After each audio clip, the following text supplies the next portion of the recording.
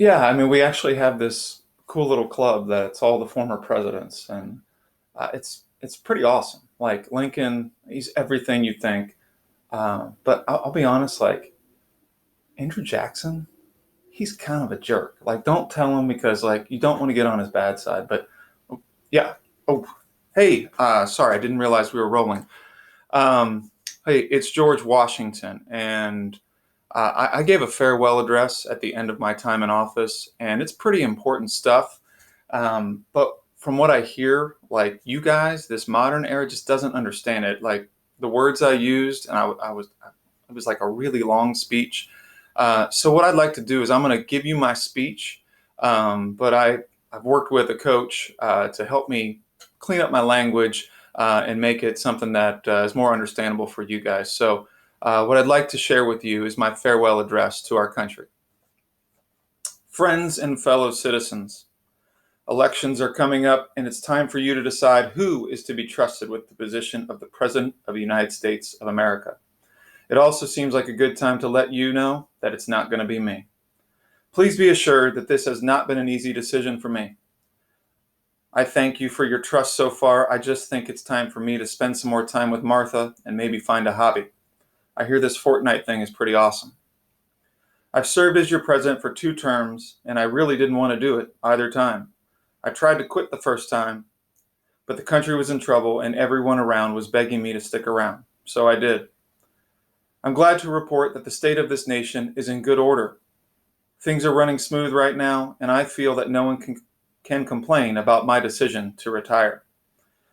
I'm excited just thinking about my last day in office. I feel a deep sense of gratitude to my dear country for all the honors it has bestowed upon me. I feel even more gratitude for the confidence that you have had in me. I tried my best to get this country started off right, and now retirement calls, and I welcome it. Before I go, I need to thank everyone for all the honors and awards. I always tried my best, even if some things didn't always work out. You all should get the credit for anything good that has happened from my time in office. Take care of each other and follow the Constitution. As long as you do those 2 things, this will be a great country, and all other nations will see how awesome we are. I should probably start talking right now and start my retirement, but I care too much about you and this great country. So I want to warn you about some things.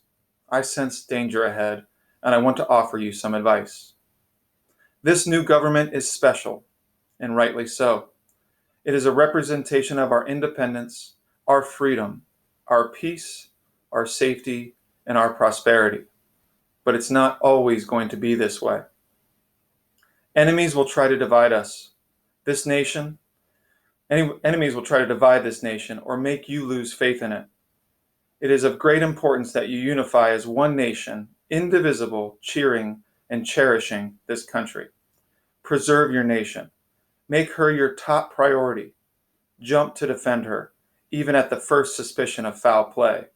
Discourage any attempt by one part of the country to separate itself from the rest. Whether by birth or by choice, we all must be Americans first. The very word America must arouse a great patriotism more than any other word. We are all very similar, similar in religion and culture, and we have the same goals. The only reason we have our independence, liberty, and freedom is from working together as one. Do not be divided. Every portion of our country should individually guard and fight for the unity of our country. The North and South, as equals, help each other. The South gets its machines from the North. The North gets its crops from the South. The South has a navy which helps protect our coasts. The East and West are the same. The East sends supplies to a growing West, which will in turn grow and provide the needed items to the East as well as a strong Pacific defense. So we all need each other and we're stronger when we're together, unlike certain countries that I might name who aren't so unified. If you want to keep protecting our freedoms, you had better get along. Don't trust anyone, anywhere who tries to divide us. But where could these splits come from? Geography is one way. A serious concern is the idea that people should be identified by their geography. You're from the North or you're from the South, East versus West.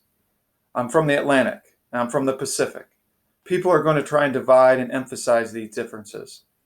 They're going to lie about what the other side wants, and they'll try to make you hate each other when you all should be brothers. Our government is indispensable from keeping this nation unified. By winning our independence, we got what we desired, the strong Constitution. We went over it carefully, scrutinized all the details, and it's definitely an awesome rulebook for our country. And guess what? We have even reserved the right to change it if necessary. Give it a chance and live by it. If you disagree with it, then change it, but don't disobey it. That just messes things up. Remember, the very right which we had to create this government demands that we obey the government which we created. Getting in the way of our government because of power plays will only mess things up too. Playing games like that will create groups who only look out for themselves. It turns crazy little splinter groups into a powerful force. Left unchecked, you'll have the country tossed back and forth wildly by various small but crafty parties fighting over power over their little pet issues rather than for the good of our whole country. Groups or parties like these may occasionally accomplish a few popular short-term agendas, but in the long run, they will grow into powerful, cunning groups wielding power to unprincipled, ambitious men who care only to get the power they want for themselves at any cost. I just said that small parties are no good, but let me go a step further and soundly warn you that all political parties are bad. Unfortunately, it's pretty much human nature, though, to gather and to separate into little groups. All governments have this problem in one way or another, but they usually get stomped out in their infancy. Our type of freedom can give these groups room to grow to the worst size, which then will become our worst enemy. Control goes back and forth between one party and then the next, each seeking revenge on the previous. Such behaviors has created the most awful situations and grown the most fearful and controlling governments. The mischief that political parties make will always make them a threat, so keep an eye out and discourage and restrain them. This division distracts us, weakens our government, and gets everyone riled up with jealousy and false alarms, pits us against each other, and creates riots and invites corruption.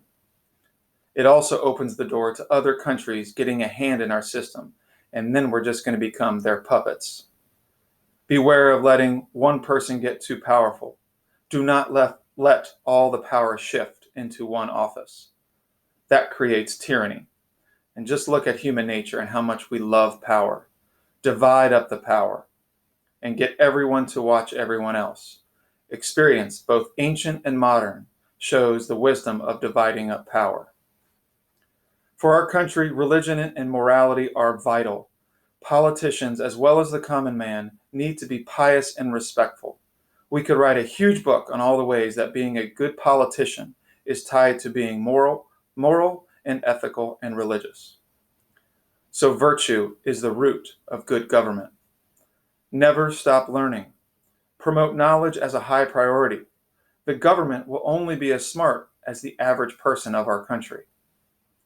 Keep our nation's finances solid. This is important. Prevent the need to spend by not creating silly little wars. Avoid debt as you would the plague.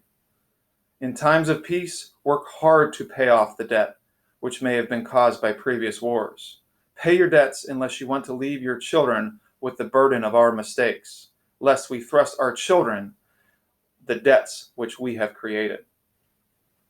In order to pay back debts, there must be revenue.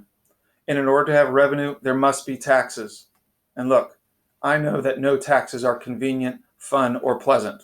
There is no easy answer for that, but we must have taxes.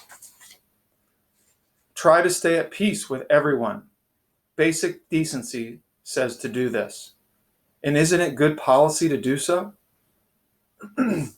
It'll help a lot if you can avoid permanent rivalries and permanent alliances. Just try to get along with everyone as much as you can. Constantly being enemies with a particular country makes you reactive and can lead you to a war when you really don't need one. It makes you a slave to that other country. Likewise, a permanent alliance with another nation produces all kinds of other problems. Sympathy for a favorite nation leads us to give special favors denied to other nations, which will cause more trouble. Because out of a sense of obligation to our favorite nation, you may cling to an ally long after the relationship has actually ended. This idea and this kind of alliance should scare any real American because it lets foreign countries meddle with us.